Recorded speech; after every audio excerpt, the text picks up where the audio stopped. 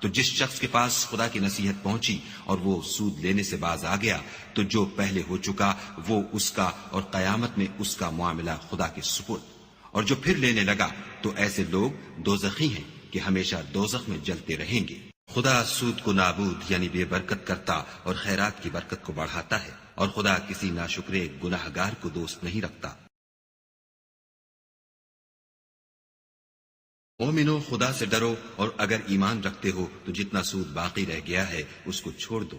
اگر ایسا نہ کرو گے تو خبردار ہو جاؤ کہ تم خدا اور رسول سے جنگ کرنے کے لیے تیار ہوتے ہو، اور اگر توبہ کر لو گے اور سود چھوڑ دو گے تو تم کو اپنی اصلی رقم لینے کا حق ہے، جس میں نہ اوروں کا نقصان اور نہ تمہارا نقصان۔